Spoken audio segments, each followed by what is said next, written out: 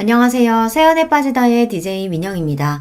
오늘도 두 가지 사연 준비되어 있으니 재미있게 들어주시고요. 구독과 좋아요 버튼도 꼭 눌러주세요. 그럼 오늘의 사연 함께 시작해 볼게요. 안녕하세요. 저는 한 남자의 아내로, 두 아이의 엄마로, 그리고 한 회사의 임원으로서 아주 바쁘게 살아가고 있는 50대 여성입니다. 워킹맘으로 살아가시는 분들이라면 다들 이해하시겠지만 주어진 역할 모두 너무나 소중하고 중요한 일들이라 제가 아내로서, 엄마로서, 직장인으로서 잘 해내고 있는지 의심이 들 때도 많아요. 내가 욕심이 너무 많아서 아내로서, 엄마로서 잘하고 있는 건지 걱정이 될 때도 많습니다. 하지만 지금까지 훌륭한 직장인으로 사는 제가 여전히 멋지다며 엄지를 치켜올리는 남편과 일하는 엄마를 항상 응원해주는 아들, 딸 덕분에 힘내서 살 수 있는 것 같아요. 이렇듯 제 가족들은 직장인으로서의 제 가치를 인정해주며 서로를 보듬어주는 소중한 존재이지만 이런 저를 깎아내리지 못해 안달인 사람들도 있었습니다. 바로 제 동서되는 사람들이에요.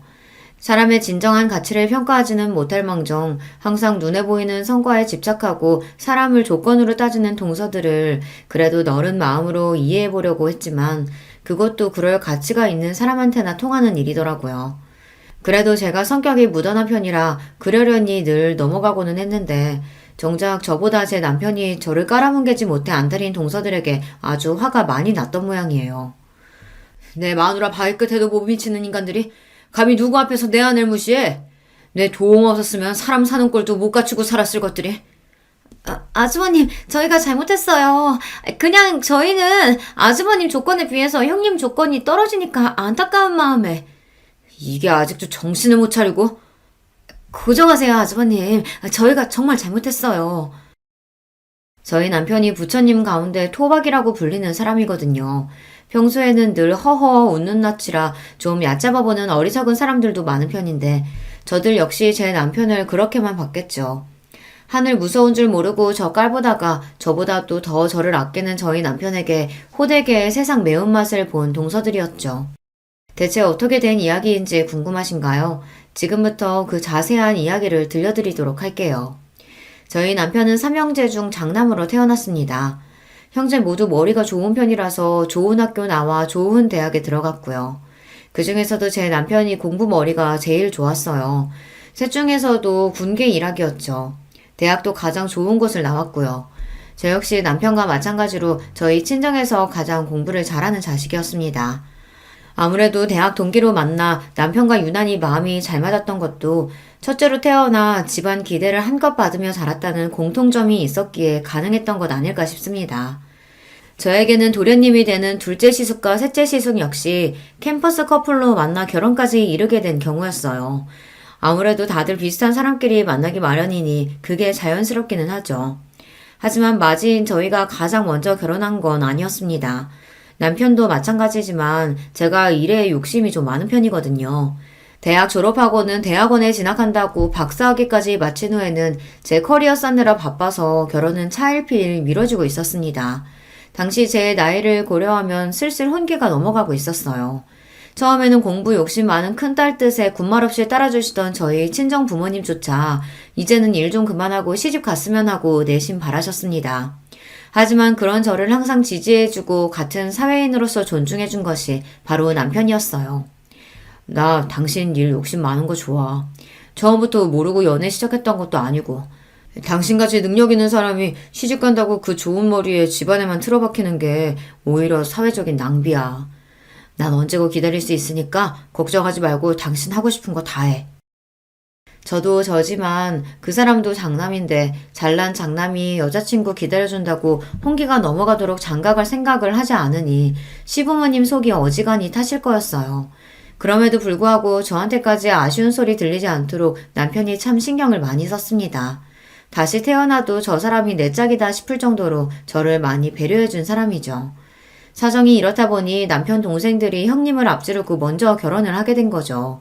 특히 둘째 시숙의 경우에는 예정보다 이르게 아이가 먼저 생기는 바람에 결혼을 서두르게 되었습니다.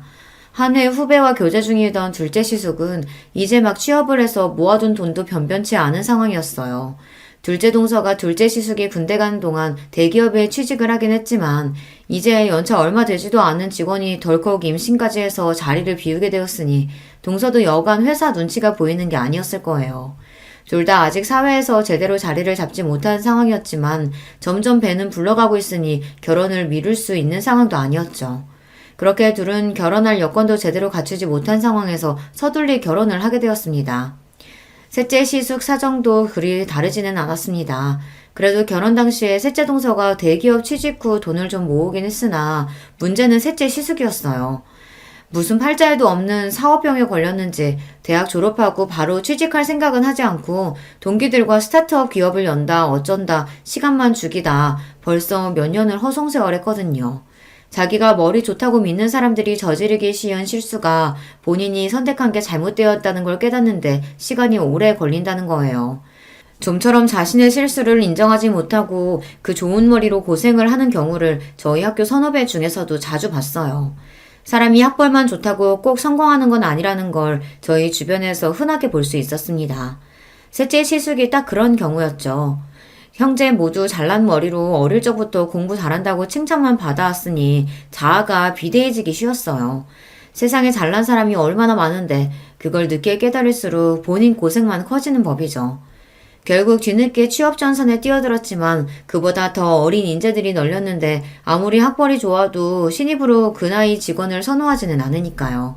결국 본인 욕심보다 훨씬 못한 직장에 다니게 된 셋째 시숙이었습니다. 아마 그나마 셋째 동서가 일찍 자리를 잡지 않았더라면 둘은 훨씬 고생을 했을 거예요.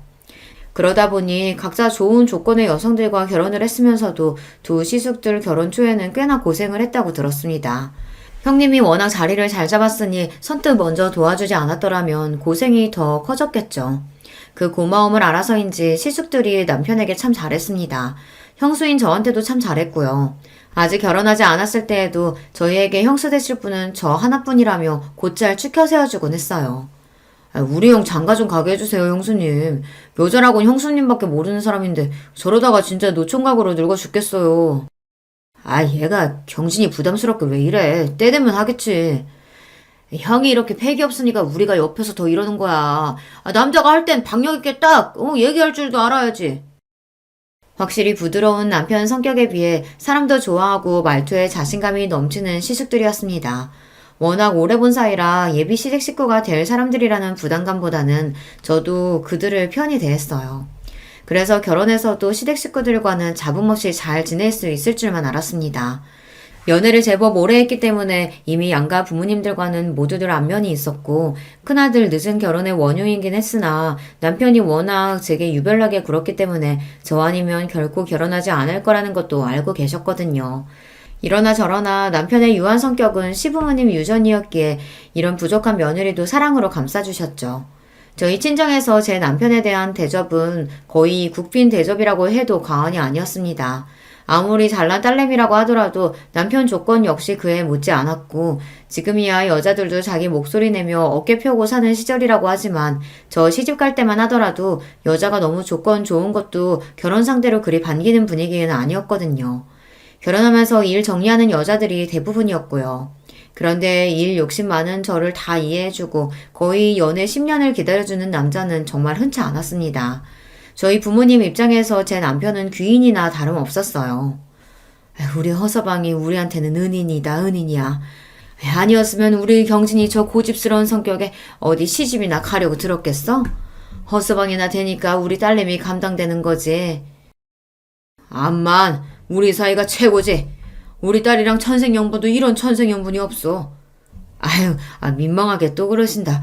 제가 경진이 만나 복이 많죠. 저희 친정부모님도 남편도 서로에게 참 잘했습니다. 제 친정 자매들 역시 남편을 참 잘 따랐어요. 똑똑한데 잘난 남편답지 않게 잘난 척 할 줄도 모르고 그저 서글서글한 사람이었으니 동생들이 잘 엉겼죠. 남편이 아들 부잣집 맞이였다면 저는 딸 부잣집 맞이였어요. 제 동생들 입장에서 남편은 그야말로 꿈에 그리던 오빠의 이상형이나 다름없었어요. 제 언니보다 형부를 더 잘 따르는 건 예견된 일이었습니다. 애들 때문에 정신이 하나도 없지? 어째 자기만 보면 어리광이 느는 것 같아. 나야 형부라고 불편하게 생각 안 하고 편하게 대해주니까 좋지. 나 자기 가족들이랑 어울리는 거 진짜 좋아하는 거 알잖아. 어쩜 말도 저렇게 이쁘게 하는지 역시 제가 선택한 남자였습니다. 많이 배운 여자, 먹물 많이 찬 여자는 드세서 좋은 신부감 되기는 글렀다는 말을 창피할 줄도 모르고 하는 제 주변 가부장적인 남자들과는 차원이 다른 남자였습니다. 친정 부모님 말씀이 틀린 게 아니었어요. 남편이 아니었다면 애초에 결혼할 생각도 들지 않았을 겁니다. 그렇게 남편의 삼형제 중 가장 늦게 저희가 웨딩마치를 올리게 되었습니다. 그날은 양가 부모님들이 모두 눈물바람이었어요. 양쪽 집안에서 저희 결혼을 너무 기다리셨습니다. 남편은 그럴 만한 가치가 있는 일이었다고 했지만 제 욕심 때문에 양가 부모님은 물론 남편까지 너무 기다리게 한 것 같아 죄송스러웠어요. 그런 만큼 결혼해서 시부모님께도 그렇고 남편에게도 그렇고 정말 잘하리라고 굳은 다짐을 먹었습니다.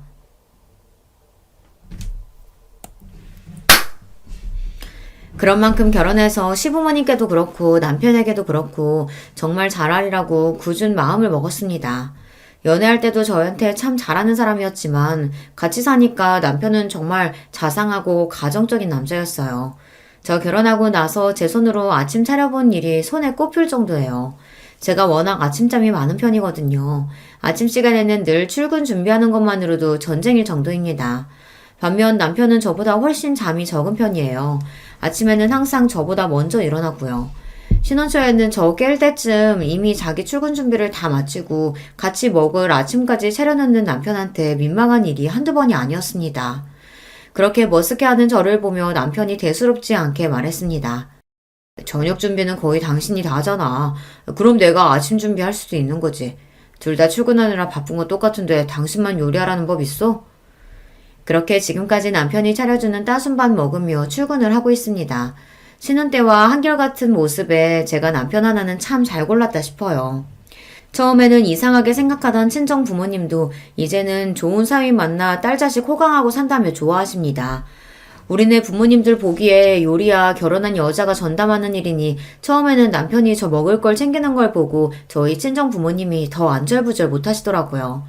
하지만 저한테 똑같이 설명하는 남편 말에 결국 저희 친정 부모님도 고개를 끄덕이셨습니다. 허서방 하는 말 듣고 보니 그것도 참 일리가 있다. 그래, 일은 똑같이 나가는데 부엌 일은 우리 애만 하는 것도 말이 안 되지. 하지만 그건 그렇고 그렇다고 한들 우리나라 같은 환경에서 자란 남자가 그걸 잘못된 줄 알고 행동으로 보여주기가 쉬운 일이 아닌데. 나도 참 반성이 되네. 제 말이 딱 그겁니다. 잘못된 걸 알았다고 주변 다른 남자들과 다르게 행동하는 게 우리나라 같은 사회에서 쉽지 않다는 거 저도 잘 알아요. 남편은 한마디로 주변 남자들의 공공의 적이었습니다. 자기들처럼 살면 편히 살 수 있는데 남편 하는 걸 보면 여자들이 한마디씩 할 테니 남자들 입장에서는 저희 남편이 곱게 보이지 않았겠죠. 그럴수록 저한테는 더더욱 예쁘고 귀한 남편이었지만 말입니다. 그런 저희 남편을 보며 자라서 그런지 시숙들도 퍽 가정적인 남자들이었습니다. 비록 형님 수준에 미치지는 못했지만 말입니다. 셋 다 술도 잘 안 하고 담배도 안 하고 칼퇴근하면 다른 데 안 가고 곧장 집으로 향하는 아내 바라기였어요. 시숙들은 벌써 저희보다 먼저 결혼해서 다들 시조카드를 두고 있었습니다. 다복하게 사는 시숙 가족들을 보니 저도 아이 생각이 절로 날 지경이었어요. 이렇게 다른 시대 가족들과는 돈독하게 지내면서도 아직 손 아래 동서들인 둘째와 셋째 동서와는 좀처럼 가까워지지 못하고 있었습니다. 둘 다 저희 남편하고는 참 잘 지냈거든요. 저희 남편이 철마다 아이들 선물이라며 재수씨들 선물까지 잘 챙기기도 했고 가끔 만나서도 아이들도 참 잘 봐줬으니 동서들 입장에서야 더할 나위 없는 아주버니였겠죠. 결혼하고 나서는 온통 저한테 맞춰 사는 남편이었으니 이전보다 자주 볼 일이 적어져 좀 서운한 것 같기도 했습니다. 그럴수록 제가 더 잘해야지 싶었어요. 남편이 저한테 잘하니까 저도 남편 가족들과 얼른 친하게 지내고 잘하고 싶었어요. 그래서 제가 먼저 동서들과 술자리도 제안했습니다. 진짜 아주버님 같은 남자 없어요. 요새 누가 10년이 넘도록 여자 기다려서 결혼하겠어요? 아주버님 조건이 나쁜 것도 아니고. 그동안 어머님 아버님 통해서 선자리도 적지 않게 들어왔었는데 그걸 다 거절하시고. 왜 아니겠어. 사실 나는 형님이랑 아주버님이 결혼까지 가게 될 줄은 몰랐어. 아주버님 나이는 점점 차는데 결혼 소식은 없고 그만하면 할 만큼 했으니까 다른 사람 찾아가실 줄 알았지. 정말 우리 아주버님만한 순애보가 없다고. 처음엔 별로 친하지도 않은 손윗동서의 술자리 제안에 대면대면 하던 동서들도 술이 한 잔 두 잔 들어가더니 본심이 나오기 시작했습니다. 뭐 그 정도야 들어줄만 했습니다. 저희 결혼에 대해 주변에서 가타부타 말이 많은 건 사실이었으니까요. 대부분이 저를 기다리다 못해 제 남편이 저를 버리고 딴 여자로 갈아탈 거다. 뭐 그런 내용이었죠. 사정 모르는 남들이야 남의 이야기 그저 심심풀이로 쉽게들 이야기하곤 하잖아요. 제가 성격이 무딘 데가 있어서 그런지 그런 말에 크게 흔들리는 편은 아니에요. 동서들이 하는 말에도 별말 없이 고개만 주걱거리는 저를 보자 되려 그 둘이 머쓱해 보였습니다. 근데요, 형님. 저 예전부터 궁금했었는데요. 형님은 그렇게 공부를 많이 하셔놓고 왜 그렇게 작은 회사에 들어가셨대요? 제가 당시에 다니던 회사 규모가 작기는 했어요. 대학원에서 박사학위까지 따면서 공부를 마친 후에는 학교 연구실에서 근무를 했었습니다. 그러다가 경력이 좀 쌓였더니 주변에서 저를 좋게 봐주신 모양인지 제법 제 평판이 괜찮게 소문이 났더라고요. 해외 학술지에 연구 논문이 실리면서부터 일명식도 없던 곳에서 스카우트 제의가 들어오기도 했어요. 최종적으로 제가 자리를 옮긴 곳은 같은 학교 선배이자 연구실 선배이기도 한 지금의 회사 대표님이 갓 설립한 신생 기업이었습니다. 처음 시작할 때 직원이 10명이 채 되지 않았으니 중소기업 치고도 규모가 작은 편이었죠. 셋째 동서가 의문을 가질 만도 하다고 생각했습니다. 지금 회사 대표님이 내가 평소에 존경하던 선배님이시거든. 같이 일하면서 배울 점도 많았고 학교에서 인정도 받고 계시고 지금은 작아도 앞으로 성장 가능성이 높다고 생각해서 자리 옮기게 됐어. 아무리 그래도 이제 막 시작한 작은 회사인데 좀 위험하지 않아요? 전에 연구원 다니셨다면서요. 남 보기에도 그쪽이 훨씬 낫잖아요. 저는 저 나름대로 제 미래가 걸린 일이니 신중하게 생각해서 결정한 일이거든요. 그리고 실제로 아직 규모가 크지 않았음에도 불구하고 각종 정부 사업도 따내고 해외에서도 슬슬 입질이 올 정도로 작지만 내실 있는 회사였습니다. 같은 업계에서도 떠오르는 우수 기업으로 평가를 받고 있었고요. 하지만 그거야 아직 업계 내부 사람인 저희끼리 이야기고 아무래도 일반 대중들이 보기에는 회사 규모도 크고 이름도 유명한 대기업이 훨씬 좋아 보이겠죠. 두 사람 모두 대기업에 다니고 있으니 아무래도 대기업 사원으로서의 자부심도 있을 테고요. 요즘도 그렇지만 당시에도 대기업 들어가기가 쉽지 않았어요. 열심히 공부해서 어렵게 들어간 회사일 테니 애사심이 넘칠 수도 있죠. 물론 유명한 회사 다니는 것도 좋지. 그런 직장 다니는 사람들도 대단하다고 생각하고 나도 내 나름대로 내 장래를 생각해서 결정한 거라 아직까지는 별로 후회된다는 생각은 안 드네. 그냥 이렇게 두루뭉술 말했어요. 괜히 대기업 다니는 동서들 심기 거스르고 싶지도 않았고 아무래도 저희 회사가 전문 분야를 다루고 있다 보니 그걸 일일이 설명하는 것도 술자리 화제로는 어울리지 않는 것 같아서요. 그리고 그 얘기는 어영부영 마무리가 되었습니다. 그거 말고도 화제거리야 많으니까요. 형님, 아이 계획은 있으세요? 아주버님이나 형님이나 이제 나이가 적지 않으신데 이제 더 미루면 안 되지 않겠어요? 그래야지. 생기면 생기는 대로 낳을 생각이야. 생기면 대로 낳는다뇨. 형님 이제 그러실 나이 아니에요. 일 그만두고 임신 준비만 해도 늦는다고요. 당시 제 나이가 30대 중반을 향해 가고 있었습니다. 지금으로서야 30 넘어 결혼하는 경우가 대부분이니 늦었다고 하기도 민망한 나이지만 저 결혼한 지 얼마 안 된 시점만 하더라도 초산의 제 나이인 산모는 드물긴 했습니다. 그래서 결혼하면서 남편보다 제가 먼저 아이 이야기를 꺼내기도 했어요. 물론 남편인 괜히 제가 스트레스 받을까봐 너무 급하게 생각하지 말고 기다려보자고 하긴 했지만요. 그래서 저 역시 가급적이면 아이가 얼른 생겼으면 했지만 제 일에 대한 이야기까지 건드리는 건 좀 불쾌했어요. 말씀드렸다시피 제가 일욕심이 있어서 지금까지 공부하고 커리어 쌓느라 결혼이 늦어진 건데 결혼과 출산 때문에 그걸 놓을 생각은 전혀 없었습니다. 걱정해주는 건 알겠는데 다른 건 몰라도 일만큼은 뭐라고 안 했으면 좋겠어. 나한테는 정말 중요한 문제거든. 아이 가지기 위해서건 낳고 나서건 일 그만둘 생각은 전혀 없어. 동서들도 조카들 낳고도 회사 잘 다니고 있잖아. 그거야 저희는 애들 낳을 때 나이가 어리기도 했고 또 저희는 대기업 다녀서 회사 복지도 잘 되어 있잖아요. 아무래도 중소기업이랑은 다르죠. 제가 중소기업에 다니기는 했지만 저희 회사 복지도 대기업 못지 않았어요. 애초에 선배 회사에 들어갈 때 그런 부분도 고려를 안 한 게 아니거든요. 작은 회사 들어가서 노동력 착취당하고 고생하던 친구들도 있었기에 그런 부분에는 예민한 편이거든요. 선배는 당시로는 흔치 않게 유학 경험도 있고 그런 부분에서도 선진적인 데가 있었습니다. 지금은 흔한 형태이지만 전 직원들에게 회사 지분 일부와 인센티브를 제공하기도 했고요. 현재보다 미래가 기대되는 회사이기에 이런 점들이 모두 매력 포인트로 다가왔습니다.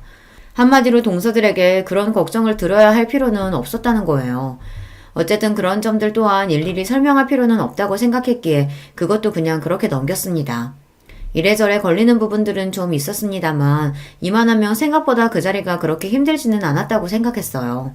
비록 자신들이 다니는 대기업에 대한 자부심이 좀 지나쳐서 다른 사람 일자리를 좀 업심여기 있는 경향이 있다고 느껴지기는 했으나 그런 사람들이야 워낙 많이 봐서 그러려니 하기도 했고요.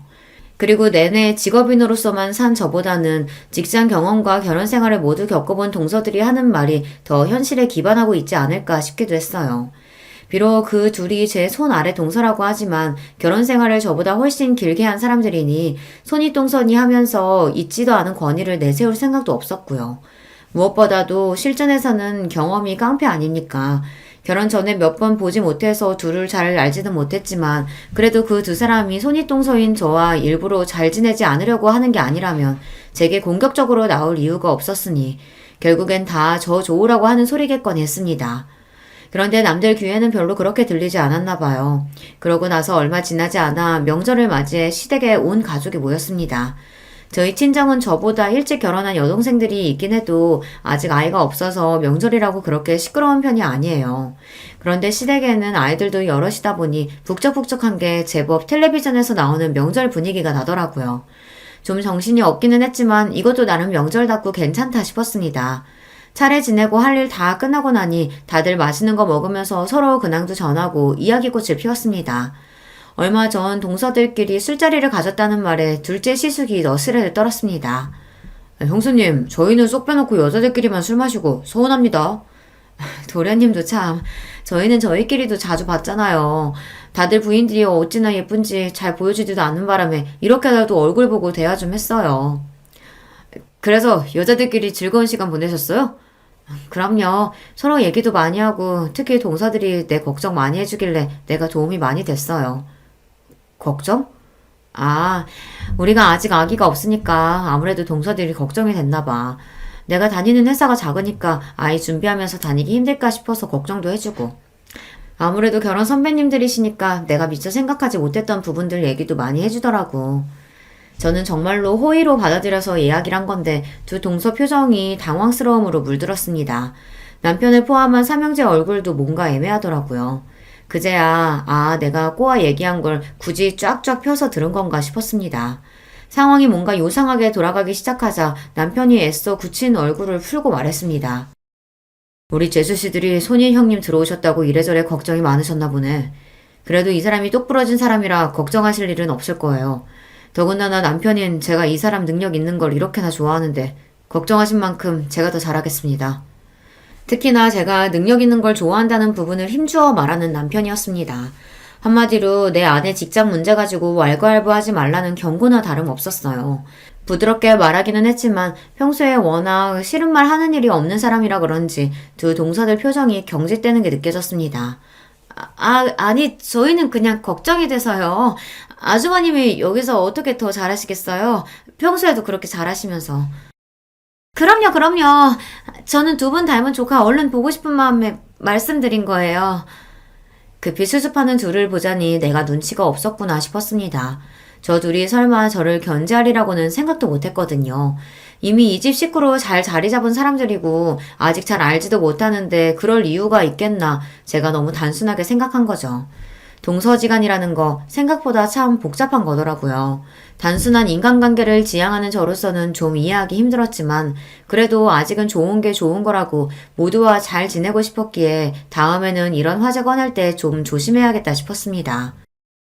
좀 그렇네. 남의 직장 이야기는 그렇게 경솔하게 하는 게 아닌데. 집에 돌아와서까지 답지 않게 기분 나쁜 티를 내는 남편이었습니다. 자기 일로는 참 무던한 사람인데 저나 나중에 태어난 아이들 문제로는 민감한 데가 있더라고요. 하지만 결혼 후에 처음으로 보는 남편 모습이었기에 저는 남편이 좀 예민하게 반응하는 게 아닌가 하고 생각했습니다. 아까 얘기 잘해놓고 뭘 아직까지 마음에 담아두고 그래. 내가 문제가 아니라 당신 기분 나쁘지 않았어? 난 솔직히 아까 동서들 반응 보고서야 그게 내 신경 긁으려고 한 얘긴 줄을 눈치챘어. 나도 참 눈치 없다, 그치? 웃어넘기는 저를 보고 자기가 더 미안한 표정을 짓는 남편이었습니다. 아무렴 제가 아니라 남편이 나서서 한 소리 했는데 또 이렇게 은근슬쩍 제 신경을 긁으려 들기야 할까 싶었습니다. 뭐 저 정도로 긁힐 제 신경이 아니긴 했지만요. 그런데 동서들 입장에서는 결혼 전에 한 번도 자기들한테 싫은 소리 한 적이 없었던 아주버님이 결혼하고 저런 소리를 한다는 게 다 제 딸처럼 느껴졌던 모양이에요. 그전에도 그들과 그리 잘 어우러지는 느낌은 아니었는데 저러고 나서는 은근히 저를 대화에서 배제하는 느낌이었어요. 결국 이렇게 되었구나 싶으면서도 솔직히 그럴 수도 있다고 생각했어요. 사람이 자기가 하는 일이 옳고 그르고를 떠나서 감정 상할 일을 겪었으면 아무래도 상대방에게 좋은 마음 먹기가 쉽지 않기는 하죠. 의도한 바는 아니었으나 어쨌든 시댁 모임 중에 분위기가 흐려진 것도 사실이었으니 할 수 없다 싶었습니다. 결혼하고 처음으로 맞이하는 시아버지 생신에 다시 온 가족이 시댁으로 모여들었습니다. 이 집 며느리가 되고 나서 처음으로 챙겨드리는 시아버지 생신이었으니 저도 신경을 많이 썼어요. 마침 연구 성과로 인센티브를 받은 직후라 주머니 사정도 넉넉했습니다. 평생 명품 한번 써본 적이 없다고 하시길래 용돈과 함께 명품 지갑과 넥타이 세트를 준비했습니다. 물론 명품은 시대를 막론하고 저렴한 적이 없었기에 그 당시에도 가격대가 상당했어요. 그러나 그렇다고 제 형편에 지나치게 무리한 것도 아니었어요. 그걸 알고 있으니 남편도 굳이 말리지 않는 게 아니겠습니까? 오히려 제가 이렇게 단단히 준비한 게 본인 면이라도 세워주는 것처럼 으스케하는 남편이었어요. 시아버지한테 명품 선물하는 며느리라니. 내가 역시 능력 있는 여자 제대로 잡았지. 호태훈이 아주 봉잡았다. 하여튼 너스레는. 남편 말에 민망하면서도 기분은 나쁘지 않았습니다. 부디 시아버지께서도 저렇게 좋아해 주셨으면 더 바랄 게 없겠다 싶었죠. 다행히 선물 받고 아버님이 아주 기뻐하시더라고요. 세상에 내 팔자에 명품을 다 써보고 내가 우리 큰며느리 덕에 아주 호강한다. 고맙다 아가. 내가 아주 평생 아껴 쓸게. 아휴 아니에요 아버님 별거 아니에요. 해지면 새 걸로 바꿔드릴 테니까 아끼지 말고 편하게 쓰세요. 와 우리 형수님 멋있다. 역시 능력자는 다르네. 하여튼 너스레 떠는 건 이 집 남자들 유전인가 봅니다. 어머님까지 그 광경을 보며 만면에 미소를 띄우셨습니다. 이 분위기에 좀처럼 섞이지 못한 건 동서들 두 사람뿐이었어요. 우리 형님 시집 오셔서 처음 맞는 시아버지 생신이라고 무리하셨네. 당분간 좀 힘드시겠어요? 그러게 작은 회사에서 월급도 얼마 안 나올 텐데. 이번에는 눈치 없는 저도 대번에 알아차릴 수 있을 만큼 두 사람 말투에 가시가 돋쳐 있었습니다. 순식간에 주변 분위기가 찬물을 끼얹은 것처럼 싸하게 가라앉았어요. 순간 성질을 못 이기고 내뱉어놓고 둘 다 아차 하는 게 보이더라고요. 그래봤자 늦었지만 말입니다. 이 사람이 분위기 좋은데 괜히 왜 심술이야. 형수님이 어려서니 알아서 하시겠지. 작은 회사니 어쩌니 하는 소리가 왜 나와? 아니 우리는 걱정돼서 하는 말이지. 그래도 이 사람이. 한창 분위기 좋았는데 순식간에 불화의 씨앗이 싹 탔습니다. 특히 시부모님 표정이 너무 안 좋더라고요. 너희들이 그렇게 말하면 내서 준비한 큰애 기분이 어떻겠냐? 받는 나는 또 어떻고? 그러게 말이다. 너희들 지금 너희 큰형님만 무안준 게 아니라 네 시아버지까지 물색 없는 사람 만든 거야. 좋은 날 이게 무슨 일이니? 중간에서 저만 괜히 새우등 터져서 안절부절 못했습니다. 그런 저를 보더니 남편이 제 손을 꼭 쥐고는 낮은 목소리로 말했어요. 제가 저번부터 말하고 싶었는데 대체 왜 그렇게 이 사람 직장을 까내리지 못해서 날린 겁니까? 이 사람 능력 업계에서도 알아주는 사람이고 그래서 지금 회사도 대표한테 직접 스카우트 받아서 좋은 대우 받으면서 간 거예요. 그래서 들어가면서도 과장직감 단 거고요. 중소기업이라니까 무슨 구멍가게라도 되는 줄 아시는 모양인데 내실 있는 기업이라고 평판도 좋아요. 그런 거 다 떠나서 이전부터 어떻게든 이 사람 트집 잡으려고 하는 것 같아서 남편으로서 기분이 쏙 좋지 않네요. 앞으로는 더 조심하셨으면 합니다. 이제 아주 대놓고 경고하며 제 편을 드는 남편이었습니다. 동서들이 말실수한 게 있으니 아무도 그 말에 의의를 제기하지 않으셨어요. 방금 건 저도 동서들이 선 넘었다 싶었습니다. 제가 마음에 들지 않는 건 들지 않는 거고 굳이 어른들 들리시는 데에서까지 저러는 건 지나쳤죠. 물론 이번에도 제가 이야기하기도 전에 제 남편이 상황을 정리했지만요. 이런 걸로 절대 서운하게 하는 법이 없는 사람이었습니다. 기껏 좋은 선물 준비해서 시아버지께서 생신날 기쁜 마음만 가지셨으면 했는데 또 경솔한 발언을 한 돈서들 때문에 기쁨이 반감된 것 같아 저도 기분이 썩 좋지 않았습니다. 하필 생신에 왜 그런 소리를 해서 다음에 저런 소리 하면 그때는 나도 제대로 한 소리 해야지 싶었습니다. 그렇게 애매한 분위기 속에 자리를 파하게 되었어요. 그리고 얼마지 않아 저에게 기쁜 소식이 생겼습니다. 오랜 시간 공을 들였던 프로젝트가 성황리에 마무리되어 해외 특허까지 따내게 된 거였어요. 대부분의 프로젝트 책임자가 선배인 대표님이었던 예전과 달리 제가 단독으로 책임자로 나선 건이었죠. 당연히 대표님도 뛸 듯이 기뻐하셨습니다. 내가 뭐라 그랬어? 내가 너 연구실 나온 거 절대로 후회하지 않게 해줄 거라고 했지?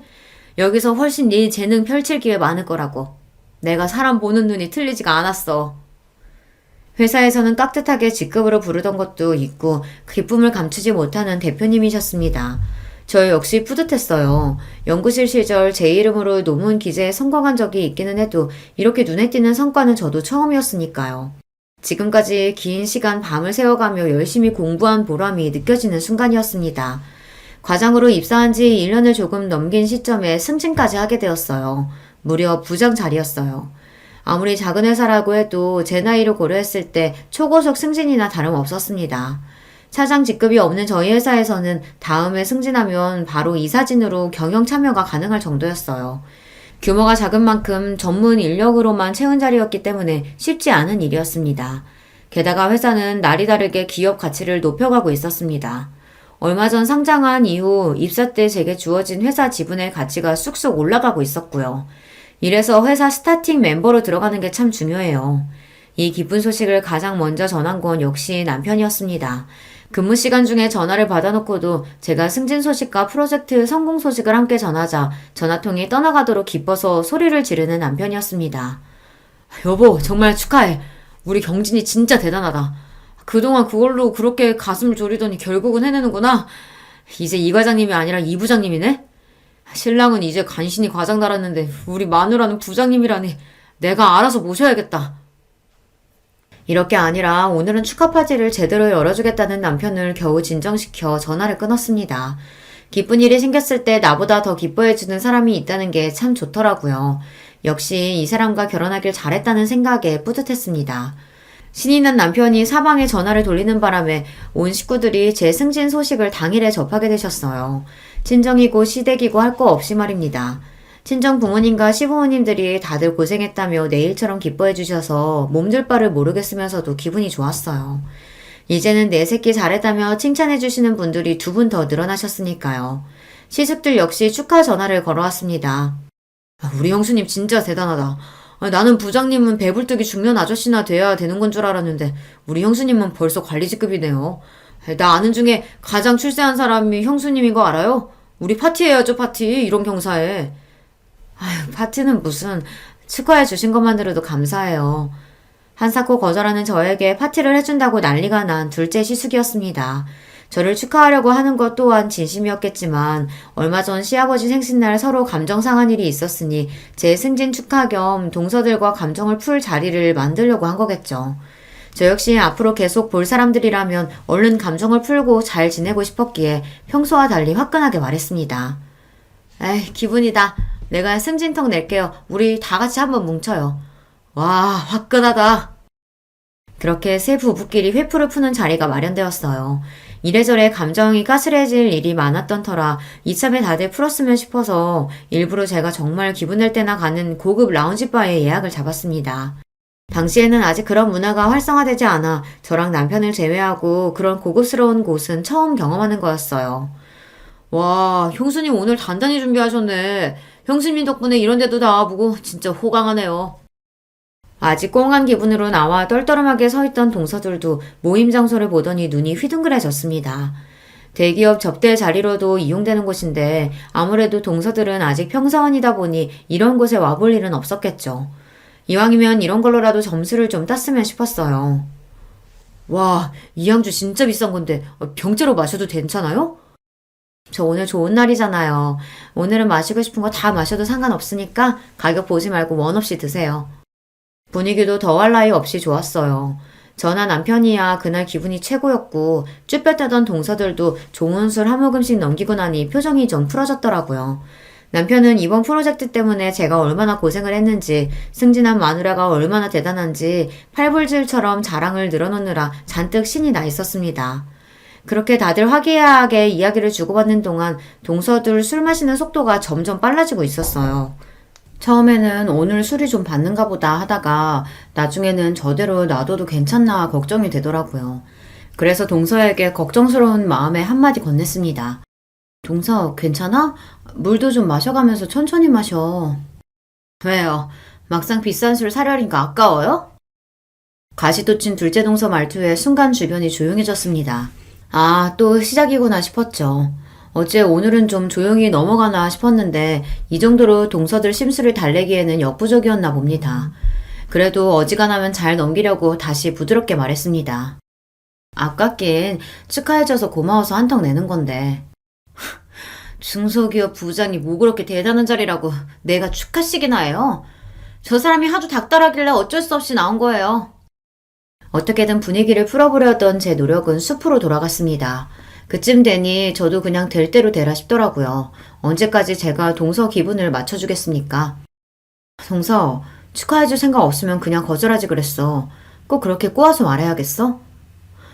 이제 본심 나오시나 보네. 왜요? 저희가 축하 안 한다니까 안 입고 오세요? 아니 근데 대기업 때는 저희 입장에서야 중소기업 부장 별거 아닌 건 당연한 거 아니에요? 당신 진짜 미쳤어? 아 내가 틀린 소리 했어? 왜 소리를 질러? 나만 해도 어떻게든 계약 하나 따내겠다고 들러붙는 중소기업 부장들이 한둘인 줄 알아. 누가 들으면 아주 대기업 회장님이라도 되신 줄 알겠어. 유세도 이런 유세가 없네. 이 사람이 어떻게 이렇게 못난 소리만 골라서 하냐? 아, 당장 형수님한테 사과드리지 못해? 못해, 안 해.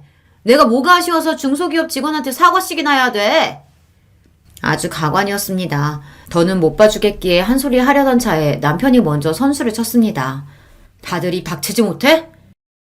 남편 입에서 처음 듣는 욕설에 다들 그 자리에 얼어붙어 버렸습니다. 욕을 듣는 당사자인 동서들도 그렇지만 저도 정말 놀랐어요. 남편이 그렇게까지 화내는 모습은 그때 처음 보았습니다.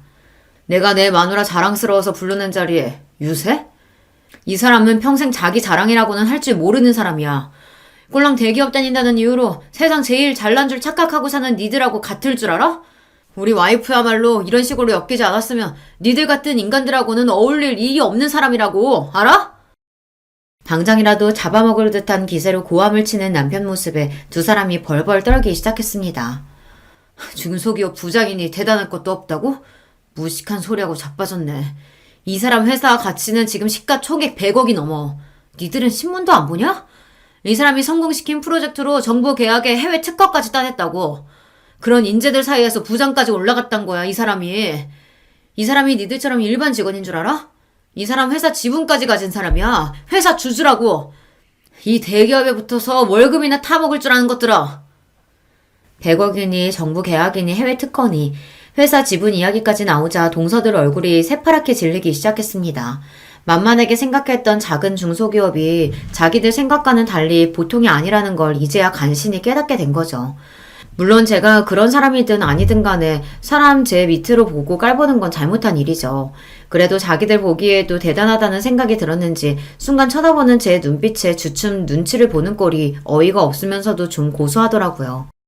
저는 이만하면 됐다 싶었는데 남편은 아직도 분이 풀리지 않는지 씩씩 숨이 거칠었습니다. 내가 니들 결혼할 때 어떻게 했는데 아직 자리도 제대로 못 잡은 니들 사람 사는 것처럼 살게 해주겠다고 내가 그렇게 도왔는데 감히 내 아내를 이런 식으로 대? 나한테는 아까운 사람이 이 사람을 감히 겉으로 보이는 조건만 대충 보고 사람 괄시하는 니들 같은 모자란 인간들이 감히 당장 내가 빌려준 집값 빼서 가져와. 내 아내 무시하는 너 같은 인간들한테 내 돈 절대 못 줘. 남편이 두 동생들 결혼하면서 준비가 부족해 도움을 줬다는 건 미리 말해준 적이 있었어요. 아무래도 남편 벌이가 가장 좋기도 하니 여윳돈도 있었으니까요. 그걸 그래도 돈거래가 오갔으니 명목상 계약서를 쓰고 이자도 받지 않고 그 일부를 천천히 갖고 있었죠. 남 같으면 가당치도 않을 이야기였습니다. 하지만 이제 자기한테는 남보다도 못하니 당장에 그 돈을 갚으라는 이야기였죠. 그 돈이 한두 푼도 아니고 동서들은 물론이고 시숙들까지 얼굴에 피기가 싹 가셨습니다. 아주버님, 저희가 잘못했어요. 제가 진짜 몰라서 실수했어요. 형님, 제가 죄송해요. 다시는 형님 앞에서 건방 떨지 않을게요. 형님, 잘못했어요. 저는 형님이 그렇게 대단한 분인 줄도 모르고. 그렇게 콧대 높게 굴던 둘이 돈 내놓으라는 남편 말에 아주 납작 엎드려서 저렇게 쉽게 사과하는 꼴을 보고 있자니 한심스러웠습니다. 내가 대단한 사람이건 아닌건 사람이 사람을 그렇게 대하는 건 아니야. 사과를 그런 식으로 하는 것도 아니고. 돈 문제는 나는 모르겠네. 이 사람 돈인데 내가 왈가왈부할 일도 아니고 알아서 해결들 봐요. 그러고는 아직도 분이 풀리지 않아 씩씩대는 남편을 데리고 나와버렸습니다. 그 와중에 술값 계산하라는 저를 보고 저것들 꼴을 보고도 비싼 양주 사 먹이고 싶냐며 남편이 난리치는 바람에 결국 그냥 나오고 말았습니다. 당신 진짜 그 돈 한꺼번에 다 받을 거야? 내가 내 돈 받겠다는데 왜? 내가 그간 못 받은 이자까지 싹 쳐서 받아낼 거야. 나 무시하는 건 참아도 당신 무시하는 건 절대 못 참아. 어디 감히 내 마누라를. 화가 나서 어쩔 줄 모르는 남편을 보고 있자니 웃으면 안 되는 줄 알면서도 웃음이 나왔습니다. 남편은 뭐가 좋냐며 타박을 하는데도 그렇더라고요. 앞으로 살면서 억울한 일, 화나는 일이 있어도 나 대신 화내고 억울해줄 사람이 있는데 세상 무서울 게 무엇 있겠냐 싶었습니다. 그러고 나니 두 동서들 폐악도 별거 아니라고 느껴지더라고요. 결과적으로 동서 둘 다 남편 돈 갚느라고 고생 꽤나 했습니다. 남편이 시숙들 도움 받아다가는 정말 당장 소송해서 받아낼 거라고 으름장을 놓는 바람에 대기업 다녀받은 피 같은 월급 내놓느라 둘 모두 속이 쓰렸을 거예요. 이건 남편과 시숙들 간의 모종의 거래가 있었습니다. 니들 같으면 마누라 그 꼴 당하는 걸 보고 가만히 있겠냐는 말에 시숙들도 할 말이 없었겠죠. 그래도 부부인이 뒤에서 몰래 도왔다는 걸 알고 있지만 그 정도는 농감아주기로 했습니다. 이 막장 드라마 같은 상황을 숨기지 않고 일러 바친 남편 덕에 동서들은 시부모님께도 단단히 야단을 맞았습니다. 내가 그동안 니들한테 너무 잘해준 모양이다.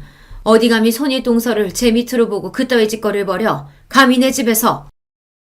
남편이나 시부모님이나 그리 마음씨가 비단결 같은 분들이 화내니까 정말로 무섭더라고요.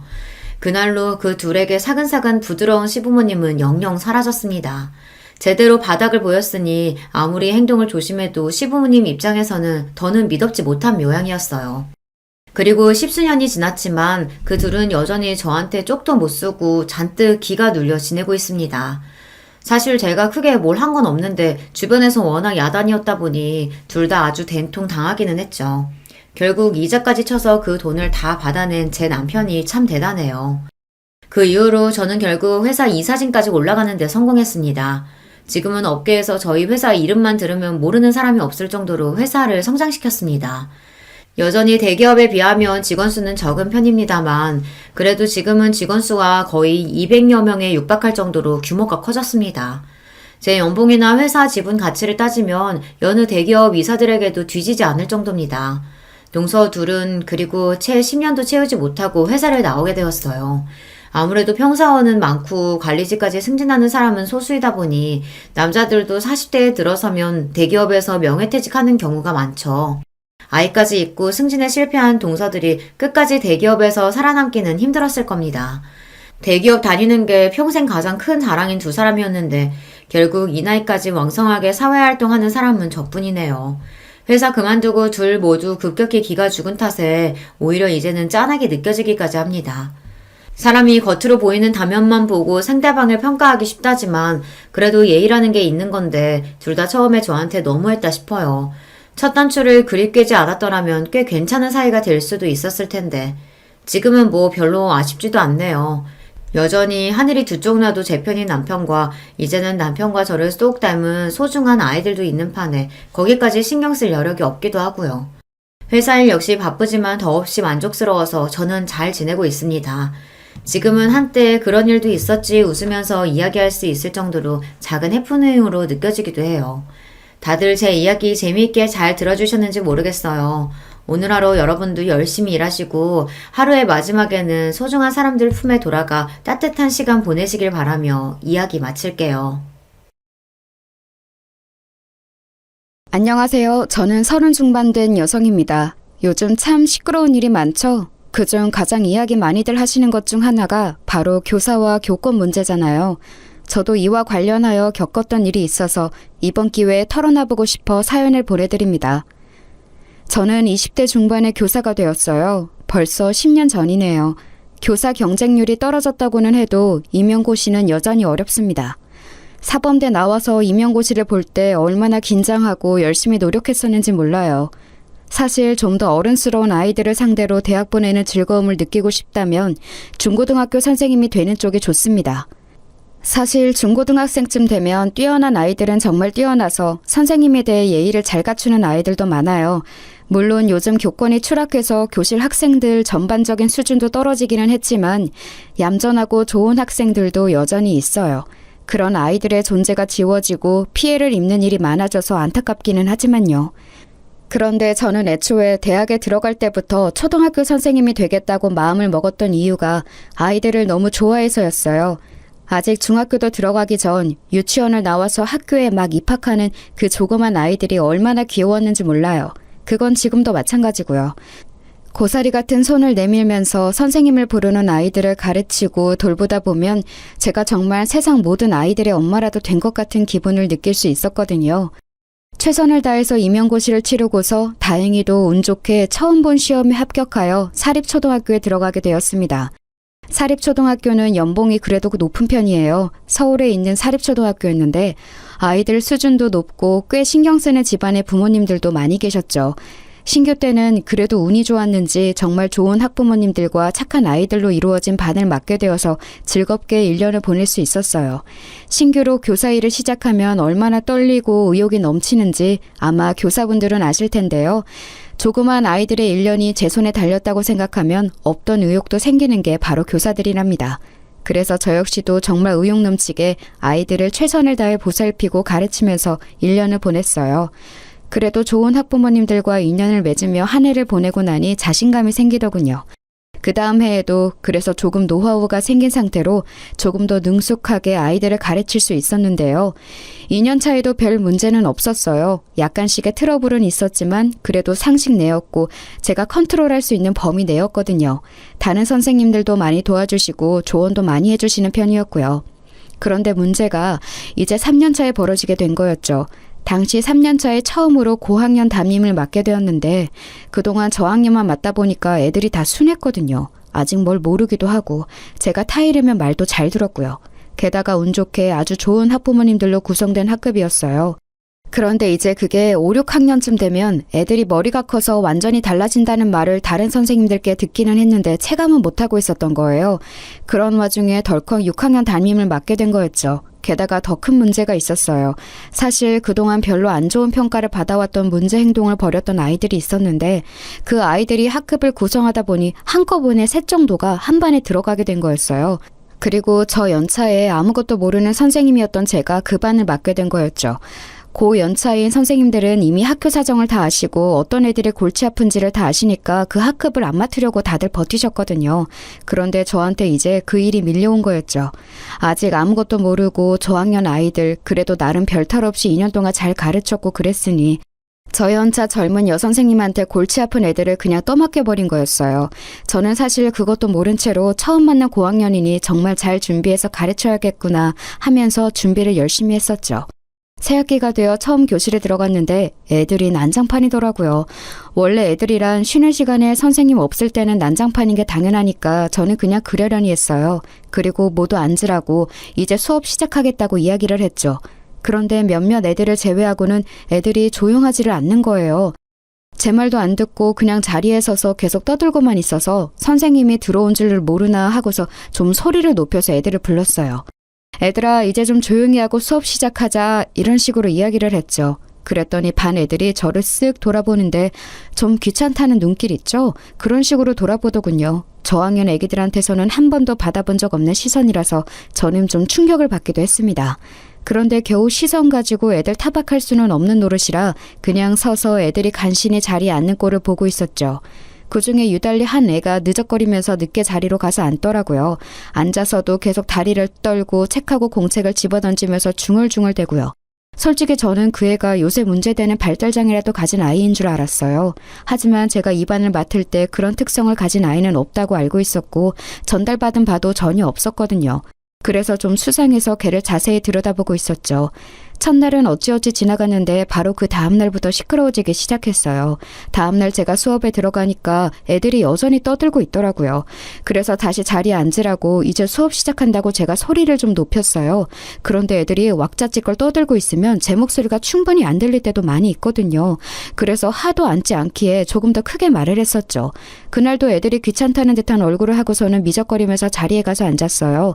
그런데 몇몇은 아예 제가 왔다는 사실을 알고 제 얼굴을 보고서도 교실에 서서 계속 저희들끼리 장난을 치고 있더라고요. 심지어 그 와중에 한 애는 교실 바닥에 찍찍 침을 뱉어대고 있었어요. 저는 애들한테 다가가서 화가 나는 것을 참고서 조용히 지시했습니다. 자, 애들아, 이제 수업 시작할 텐데 자리에 가서 앉아야지. 싫은데요? 순간 저는 귀를 의심했습니다. 아무리 요즘 애들이 건방지다고는 해도 초등학생이 이런 식으로 선생님한테 말대답을 할 수 있다니 믿을 수가 없었어요. 아무리 고학년이라고는 해도 아직 중학교도 들어가지 않은 아이들이었는데 말이죠. 자리에 앉아야 해요. 그래야 친구들하고 같이 공부를 하지. 하지만 어쨌든 요즘은 안 좋은 말로 꾸중이라도 하면 학생들이 도리어 선생님한테 반발한다는 것을 알고 있었기 때문에 저는 좋은 말로 타일렀습니다. 그렇게 건방진 아이들이 이런 말에 제대로 순응할 거라는 기대는 저도 하지는 않았지만요. 싫은데요? 저 여기 서서 들을 건데요?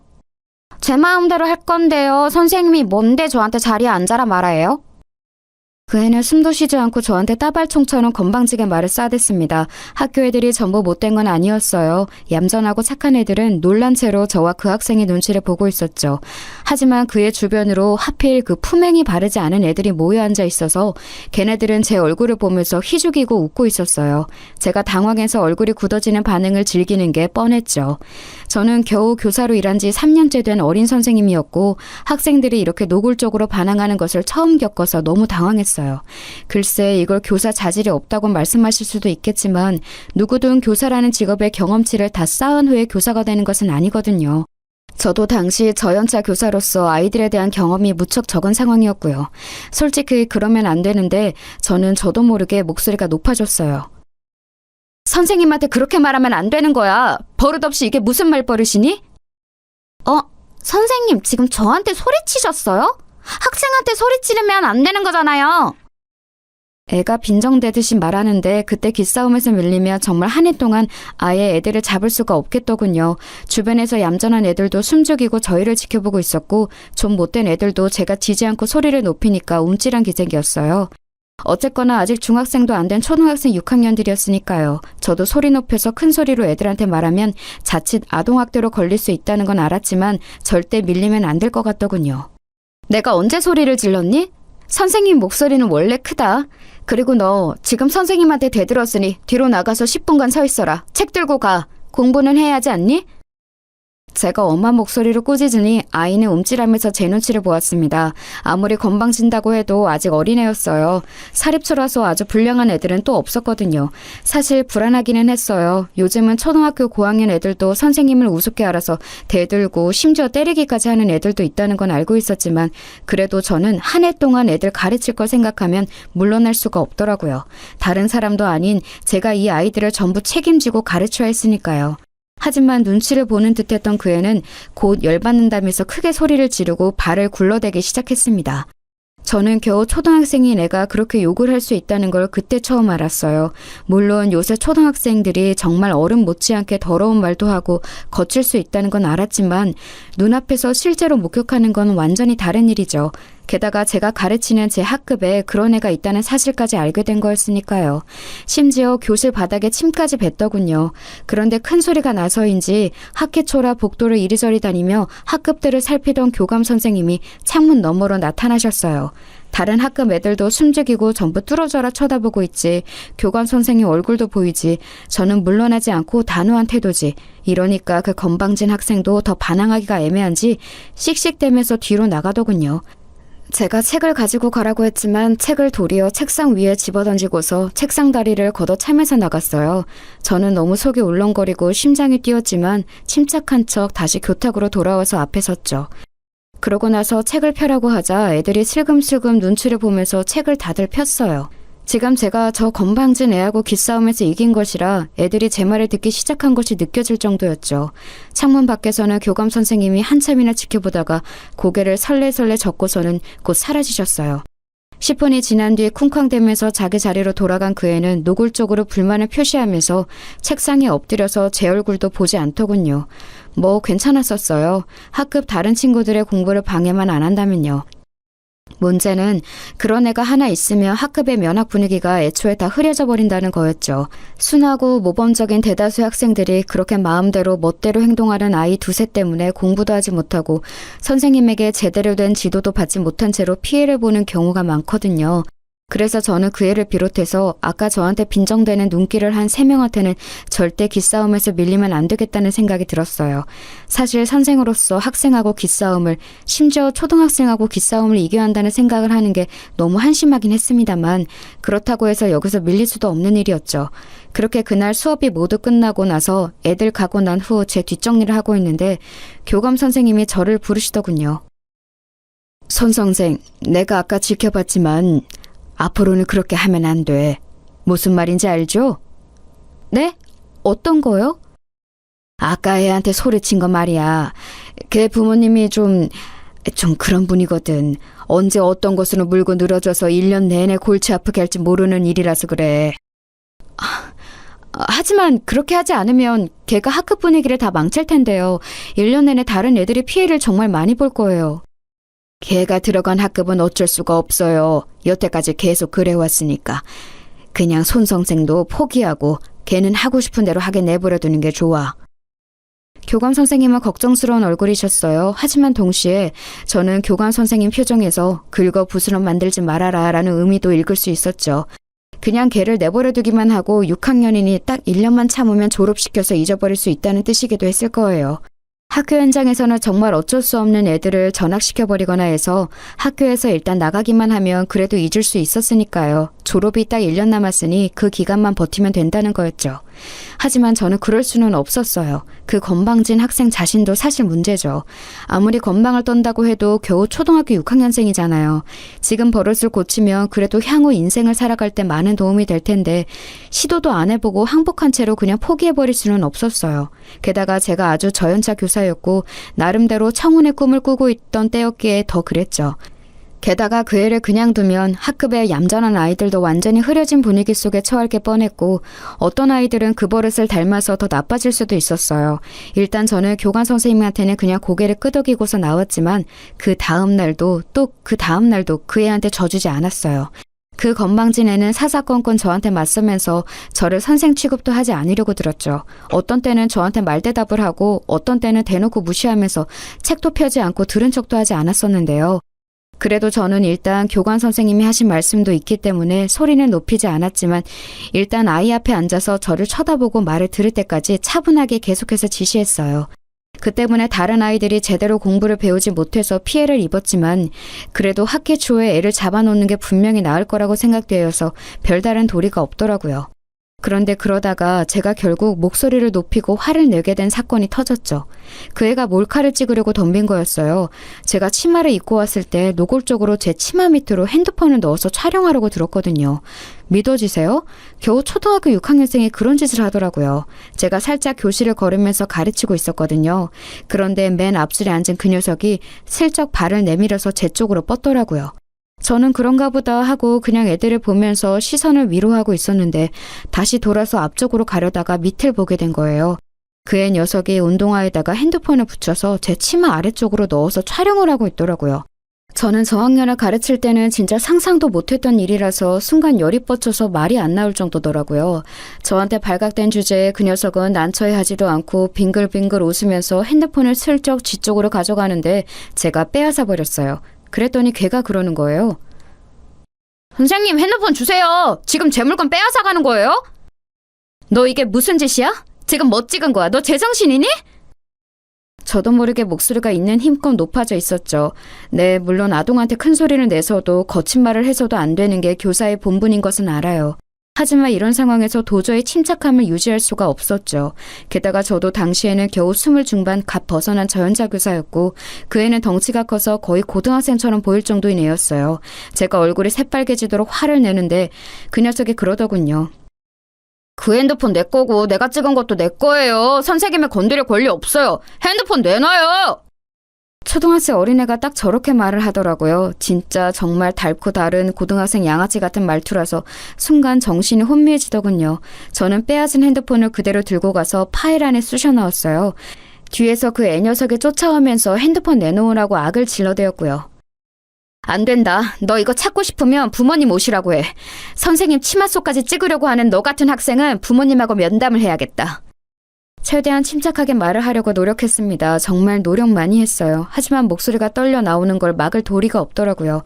어지간한 청소년만큼 커다란 덩치의 남자애가 씩씩대면서 저를 때리기라도 할 것처럼 바짝 붙어서 발을 굴러대는데 제가 진짜 제정신인가 싶었고요.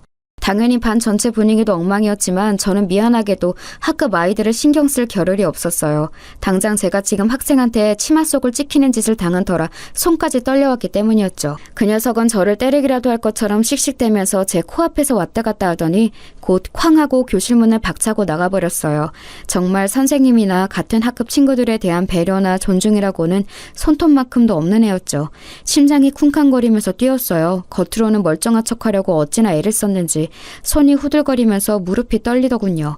하지만 지금 학급 애들이 저를 쳐다보고 있었기 때문에 거기에서 제가 약한 모습을 보일 수는 없었거든요. 그랬다가는 남은 애들 중 좀 삐딱한 애들까지도 저를 우습게 볼 게 너무 뻔했기 때문이었어요. 그러면 정말 남은 기간 동안 이 학급 애들하고 같이 지내고 가르치는 게 악몽이 되길 뻔했죠.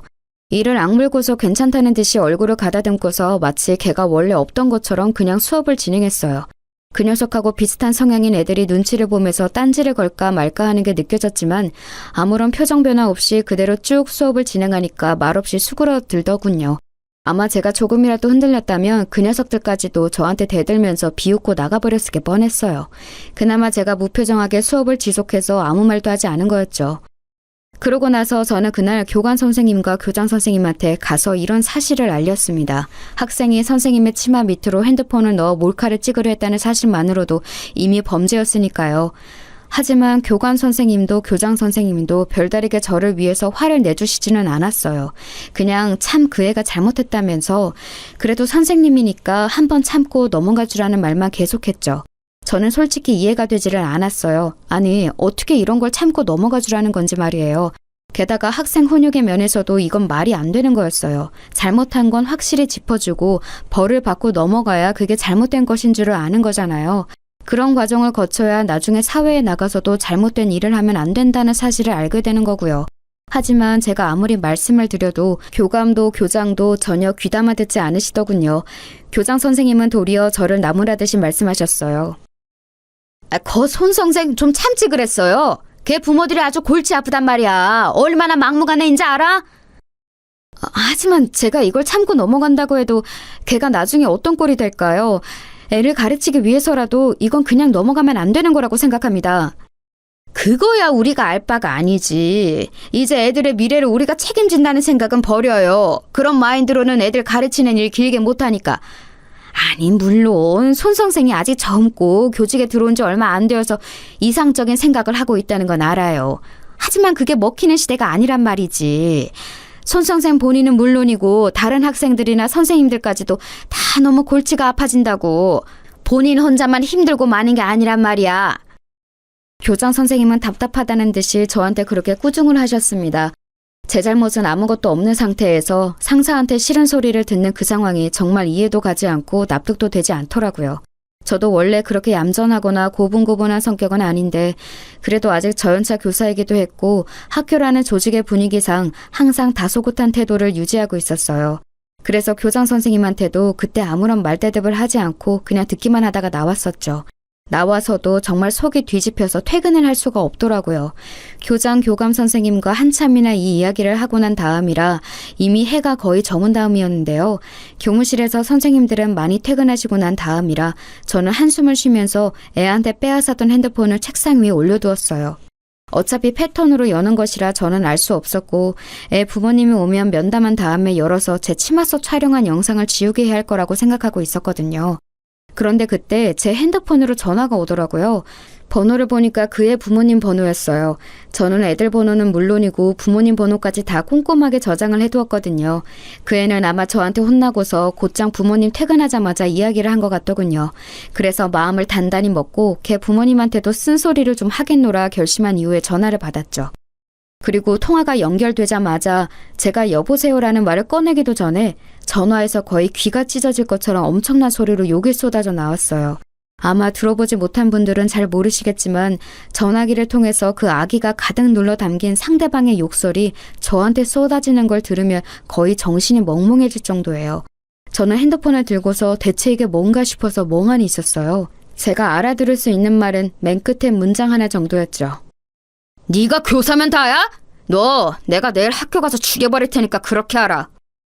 신경질적인 남자 목소리였습니다. 보통은 어머님이 먼저 전화를 하시고 그 후에 면담이 잘 진행되지 않으면 아버님께 전화를 드리는 경우가 많았는데 이번에는 먼저 애 아버지가 먼저 전화를 한 거였어요.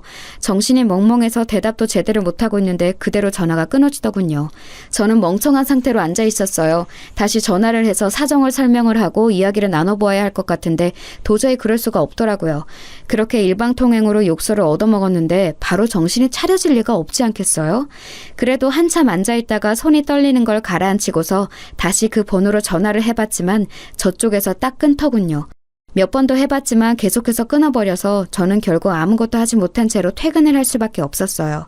가족과 함께 살고 있었기 때문에 제 얼굴이 어두운 걸 보고 엄마가 급히 따라오면서 대체 무슨 일이냐고 물으셨죠. 아, 너 왜 그러니? 무슨 일 있어? 얼굴이 너무 안 됐다. 별거 아니에요, 엄마. 그냥 좀 피곤해서. 애들이 말 안 들었어? 뭐 과일이라도 깎아줄까? 괜찮아요. 필요하면 이야기할게요. 저희 엄마는 가정주부로 평생 살아오신 분이라 굉장히 심약하셨거든요. 그러니까 제가 겪은 일을 그대로 말했다간 거품 물고 넘어가시게 뻔해서 그냥 제가 입을 다무는 쪽을 선택했던 거였죠. 저희 아빠는 또 다혈질이셔서 이런 일이 생기면 화를 내실 거라 제가 말하지 않는 게 나았고요. 사실 우리 부모님도 나 보호하려고 애쓰셨었지 싶어서 마음이 조금 가라앉았습니다. 부모들은 항상 아이가 학교에서 혼나고 오거나 친구들과 싸우고 오면 마음이 불안정해지기 마련이죠. 아마 그의 아버님도 그런 게 아니었을까 싶었어요. 세상에는 참 여러 가지 사람이 있어서 자기가 불안해지면 욕설로 그 불안을 해소하려고 하는 이들도 있었으니까요. 그 녀석의 태도로 봐서는 부모님의 공격성이 있을 것 같아서 그 정도는 감안하고 마음을 단단히 먹으려고 애를 쓰기도 했습니다. 그리고 다음날 저는 어느 정도는 각오를 한 채로 출근을 했어요. 그런데 아침에는 아마 시간이 없었는지 그의 아버님이 안 오셨더라고요. 그 녀석은 아무 기색도 없는 채로 출석해서 앉아 있었고요. 그런데 눈길도 안 마주치고 고개를 이리저리 팩팩 돌리는 꼴이 전혀 반성한 기색은 아니었죠. 아마 오후나 퇴근 이후에 오지 않을까 싶었을 때였어요. 딱 점심시간 직전인 시간이었는데 끝나기 거의 20분 전쯤 갑자기 교실 문이 벌컥 열려서 정말 깜짝 놀랐습니다. 제가 놀라서 돌아보니까 거기 어떤 중년 남자가 시근덕대면서 서 있더군요. 저는 누구냐고 물으려다가 직감적으로 그 사람이 그 녀석 아버님이라는 사실을 눈치챘어요. 오늘 이렇게 갑자기 찾아올 만한 사람은 그 아버님밖에 없었으니까요. 아버님, 혹시 오늘 면담하러 오셨나요? 지금 수업이 아직 안 끝났으니 조금 기다리셔야. 제가 그렇게 말을 하는데 그 학부모님을 기다리지 않고 그냥 교실로 성큼성큼 들어오시더군요. 그러더니 제 멱살을 잡고 다짜고짜로 밀치셨어요. 저는 너무 창졸간에 일어난 일이라서 비틀거리면서 뒤로 거의 넘어질 뻔했는데 다행히 교탁을 잡아서 넘어지지 않을 수 있었죠. 그대로 넘어졌다면 아마 크게 다쳤을지도 몰랐는데 어떻게든 중심을 잡아서 간신히 서 있었어요. 그런데 그 아버님은 거기서 그치지 않고 교탁을 발로 차면서 소리를 질러대더군요. 네가 선생이면 다야, 어? 야, 네가 내 아들 핸드폰 뺏어갔어? 그거 너 강도질이야, 알아? 네가 무슨 권리로 애 핸드폰을 빼앗아가? 너 공산당이야, 어? 남의 재산을 왜 손을 대? 그 아버님은 정말 말도 안 되는 소리를 하면서 목에 핏대를 세워가면서 소리를 질러댔습니다. 저는 그 아버님이 들어오자마자 제 멱살을 잡고 밀쳐서 놀라 손발이 떨리는 와중에 마구잡이로 고함까지 질러대니 견딜 수가 없었어요. 제 나이 겨우 20 중반 조금 넘었을 때였는데 저 연차 교사가 감당하기에는 힘든 일이었죠. 학급 아이들이 전부 다 놀란 눈으로 저를 쳐다보고 있는 가운데 그 녀석은 저를 비웃는 얼굴로 빙글빙글 웃으면서 쳐다보고 있더군요. 그리고 그 녀석 주변으로 앉은 비슷한 놈들도 희죽거리면서 쳐다보고 있었고요. 정말 머리가 아득해지는 기분이었어요. 그리고 너 뭐 애한테 소리를 질렀다며? 야, 너 그거 아동학대인 거 알아? 죽을라고 이게 확. 내가 너 고소해서 교사 잘리게 만든다, 알아? 이런 게 선생이랍시고 자리 보존하고 앉아가지고 애한테 소리나 지르고 말이야. 아버님 진정하세요. 일단 말씀이라도 좀 들어보시고. 야, 됐어. 내가 지금 교장하고 교감한테 가서 단판 짓고 올라니까 너 진짜 가만 안 둔다. 그렇게 고함을 지르고서 그 아버님은 순식간에 애를 데리고서는 교실 밖으로 사라져버렸어요. 저는 이제 정말 다리가 떨려서 제대로 서 있을 수가 없더군요. 그렇게 제가 봉변을 당하는 사이에 점심시간 벨이 울렸고 차라리 다행이라는 생각이 들어서 저는 애들한테 밥 맛있게 먹으라는 인사만 간신히 한 채로 교무실로 들어왔어요. 당연히 저는 아무것도 먹지 못했죠.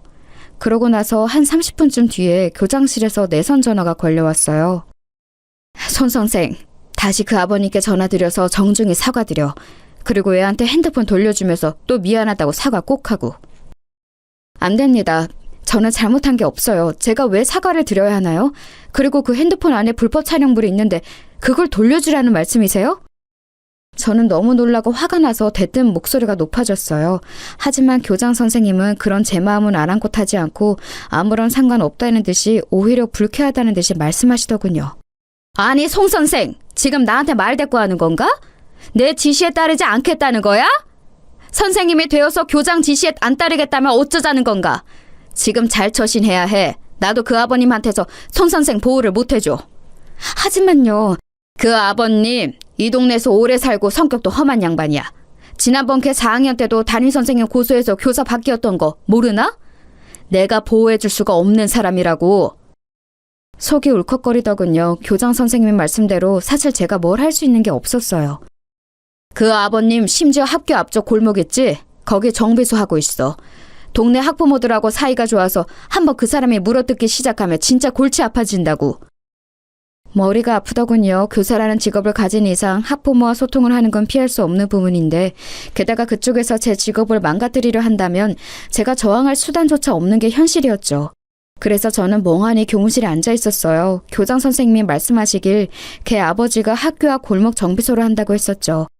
그런데 안 돌아가는 머릿속으로도 저희 집이 가지고 있는 건물이 그쯤에 있고 거기 1층에 정비소가 있다는 게 생각이 나더라고요. 설마 거기인가 싶었어요. 사실 아빠 엄마 소유의 건물이고 관리인도 따로 있는 큰 건물이었기 때문에 뭐 제가 딱히 관심은 없는 곳이기는 했어요. 코로나 때 워낙 수익이 안 나와서 월세를 내려서 장사를 하게 해주었다고 그런 이야기를 들었던 게 마지막이었던 것 같더라고요. 걔 아버지가 정말로 거기서 장사를 하고 있는 사람이라면 나한테 이러면 안 될 텐데 라는 생각도 들었고요. 솔직히 선생으로서 하면 안 되는 생각이었지만 그 학생도 그 학부모도 진짜 꼴보기 싫고 우라통이 터지고 그렇더군요. 거기에 더해서 그냥 전체적으로 이 학교라는 세상의 조직 생활이 정말 무척 허무하다고 느껴지기도 했고요. 정신을 못 차리고 있으려니 곁에 있는 선생님들이 빨리 조퇴 먼저 하라고 지금 애들 가르칠 정신이 아닐 것 같다고 저한테 위로를 해주셨지요. 다른 선생님들이 대신 해주시겠다면서요.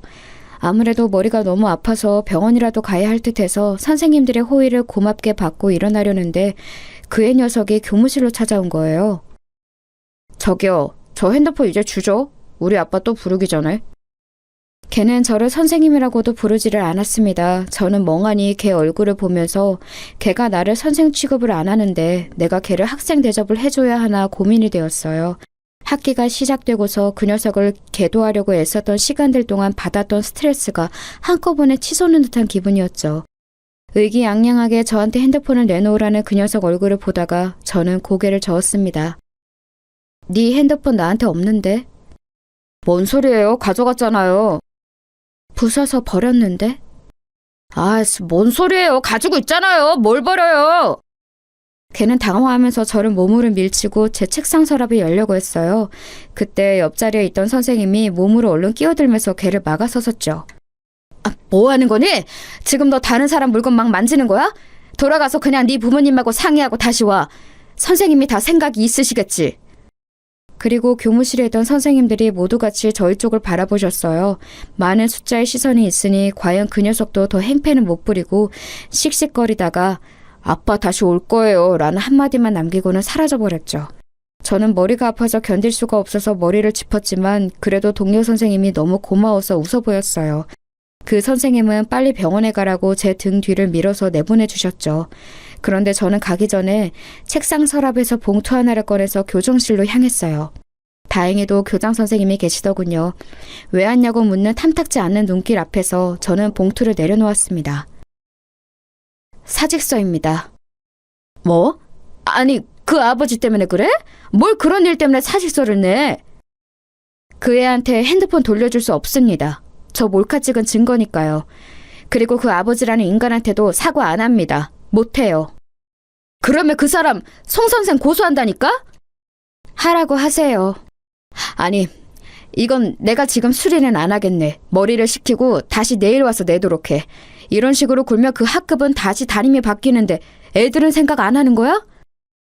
교장은 준엄하게 저한테 반의 다른 아이들을 생각하라고 말씀하셨죠. 저는 순간 머릿속에 차게 식는 것 같아서 그럼 알겠다고 내일 다시 생각해보고 오겠다고 하고서 돌아섰습니다. 조퇴하는 길에 마음이 정말 두 갈래였어요. 그래도 대학부터 임용고시 교사로 임해서 현재까지의 모든 세월을 다 허송세월로 돌리게 되는 사직서보다는 이번 일 그냥 꾹 참고 넘어가는 게 낫지 않을까. 하지만 그렇다고 이런 환경 속에서 계속 교사 일을 끌고 가는 것보다는 아예 그만둬버린 게 낫지 않나. 머릿속이 정말 혼란스럽더군요. 게다가 제가 그만두면 반의 담임이 또 바뀌게 되니 얌전하고 순한 다른 학급 아이들은 피해를 보게 되는 거였어요. 그래서 너무 고민이 되어 집에 가서도 멍하니 정신을 차리지 못하고 있는데 제 핸드폰으로 전화가 오더군요. 번호를 보니까 또 그 아버지였어요. 저는 그냥 번호를 내려다보다가 받지 않고 끊어버렸죠. 그러더니 전화가 또 오고 또 오고 계속 끈질기게 오는 거예요. 마치 무슨 스토킹이라도 하는 것처럼요. 저는 정말로 핸드폰을 그냥 꺼버릴까 했는데 사직할 각오까지 한 마당에 대체 이 인간이 또 무슨 소리를 할까 궁금해서 한 10통쯤 전화 왔을 때 전화를 받았어요. 그랬더니 예상했던 것처럼 또다시 욕설이 줄줄이 튀어나오더군요. 야, 너 내가 기회 줬는데 또 애한테 지랄했어? 뒤진다 진짜. 교장이 설설 기면서 한 번만 기회 달라고 해서 봐줬는데 핸드폰을 부쉈다고? 너 제정신이냐? 저는 이게 욕설 듣는 처음이 아니라서 이미 익숙해진 건지 그렇게 막 화도 안 나더라고요. 그냥 듣고 있자니 조용해서 저쪽은 더 화가 난 것 같았어요. 야, 왜 대답이 없어? 이제 학부모가 우스워 보여? 내가 너 고소해서 꼭 길바닥에 나앉게 만든다. 내가 가만히 있을 것 같아? 어? 니네 부모는 너 그렇게 키웠냐? 선생이라는 게 가정교육을 어떻게 받은 거야? 야, 니네 애미 애비는 대체 뭐 하는 것들이길래 이런 걸 선생이랍시고. 저는 가만히 듣고 있다가 그 사람 말이 저희 부모님에게까지 가자 더 듣고 싶지 않아졌어요. 그래서 가만히 확인차 물어보았죠. 아버님, 이 동네에서 정비소 하신다고요? 그래, 내가 여기 아는 사람이 몇 명인데 내가 학부모들하고 이야기해서 너 가만히 안 둔다. 애 핸드폰 들고 와서 우리 집 앞에서 무릎 꿇고 사과해. 네 부모까지 와서 무릎 같이 꿇어. 듣다 보니 이게 정말 요즘 말하는 진상 학부모구나 싶더군요. 그래서 저는 그냥 내일 뵙죠 라고 말하면서 전화를 끊었어요. 또다시 전화가 왔지만 아예 그 번호를 차단시켜버렸죠. 저는 그렇게 하고서 거실로 나갔어요. 제 방에 아무 말도 없이 들어가서 저를 걱정하며 안절부절 하시던 엄마가 저한테 얼른 달려오셔서 제 손을 붙들고 소파로 가서 앉으셨죠. 대체 무슨 일이야? 너 뭐 큰일 있지? 계속 얼굴이 너무 안 좋아. 엄마 나 사직하려고. 뭐? 그게 무슨 소리야? 무슨 일이 있었길래 그래? 엄마는 너무 놀라서 눈을 크게 뜨면서 물어보셨습니다. 솔직히 말하면 성인이 되어 직업적으로 독립했다면 이런 이야기는 다 해결된 다음에 부모님께 말씀드리는 게 맞다고 생각하고 있었어요. 하지만 이렇게 제가 구속으로 몰린 마당에 저희 부모님의 힘을 빌리지 않을 이유도 없었습니다. 유치하고 치졸하긴 해도 저도 그냥 있을 수가 없겠더라고요. 제가 그동안 있었던 일을 이야기하자 엄마 얼굴색이 새파랗게 변했다가 새하얗게 변했다가 아주 난리가 났더라고요. 엄마한테 스트레스를 드리고 싶지는 않았는데 그렇게 화를 내시는 모습을 보니까 마음이 안 좋았어요. 엄마는 벌떡 일어나서 이리저리 왔다 갔다 하면서 입술을 잘근잘근 씹으셨습니다. 그런 짐승 새끼 같은 애비하고 자식 새끼가 다 있지? 근데 그런 것들이 선생님이 너한테 그 지랄을 했다고? 심지어 교장은 너한테 사과하라고 했고? 그래서 나 더 이상은 못 다니겠어요. 그냥 다른 곳으로 취업하려고. 그래. 그리고 네가 뭐가 모자라서 거길 계속 다니니.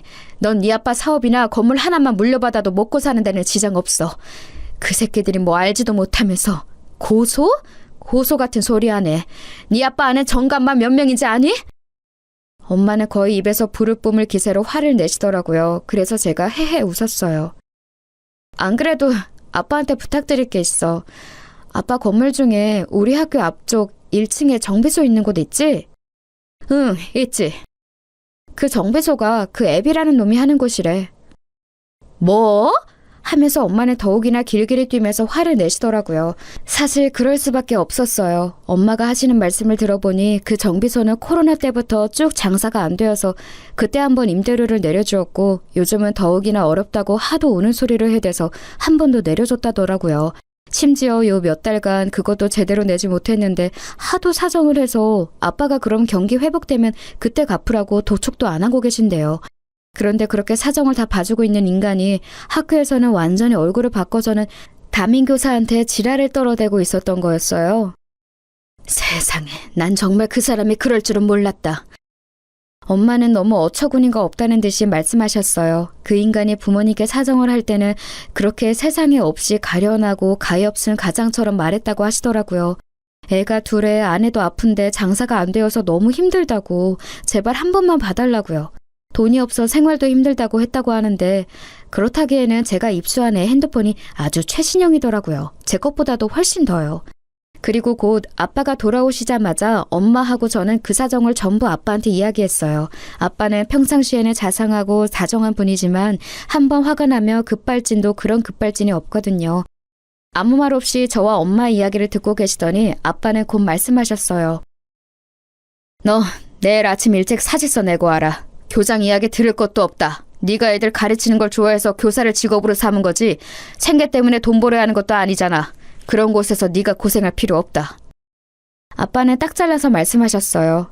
사실 저희 집이 뭐 저 하나쯤 돈 안 번다고 어떻게 되는 집은 아니었거든요. 이 동네에만 상가 건물 제법 큰 걸로 4채가 있고 서울 안에 좀 더 있었고요. 그리고 다음날 아침 아빠가 운전하시는 차를 타고서 저는 학교로 들어갔어요. 일부러 조금 늦게 가서 학생들이 드문드문 등교하고 있었죠. 저는 차에서 내려서 곧장 교장실로 갔어요. 커피를 마시려던 교장이 놀라서 저를 돌아보는데 그냥 사직서를 내려놓고서 돌아서서 나와버렸죠.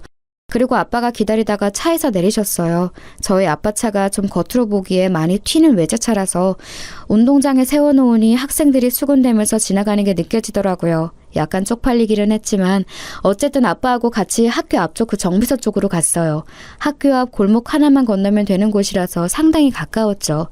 정비소가 아직 열기 전이었지만 어차피 그 뒤쪽에서 살림집하고 같이 있는 형태라서 아빠가 곧장 그 정비소 사장한테 전화를 걸었어요.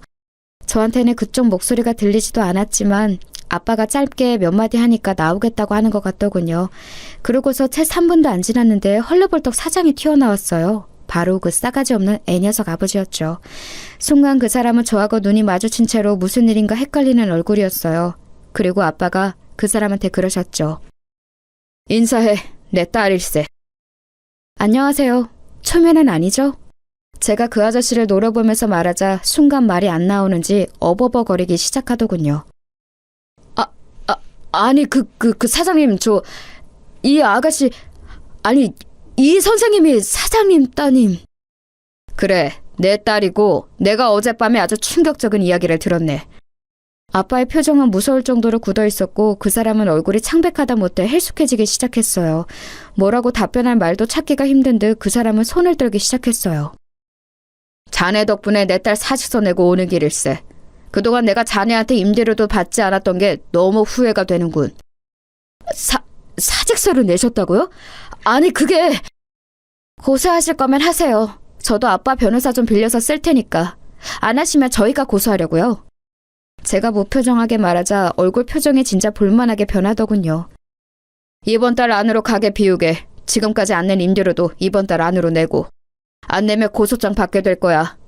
라고 말씀을 남기시고서 아빠가 돌아서셨어요. 그 아저씨가 달려와서 아빠 바지가랑이를 붙들고 늘어지는데 아빠가 저 먼저 집에 가라고 손짓을 하셨죠. 그러고서 저는 그냥 집으로 와버렸어요. 아빠한테 매달리고 울고 불고 난리였던 모양이지만 아빠가 봐주지 않고 곧장 가게 비우라고 선고를 해버리셨더라고요. 안 그러면 정말 법적으로 절차를 밟는다고 하셔서 결국 그달 안에 그 정비소는 허겁지겁 이사를 나갔고요.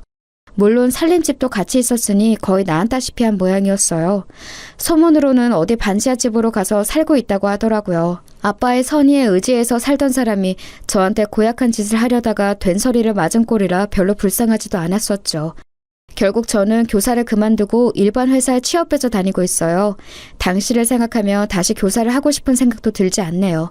요즘 교권 추락으로 여러 사건이 많은데 다시 한번 제 경험이 생각나고는 한답니다.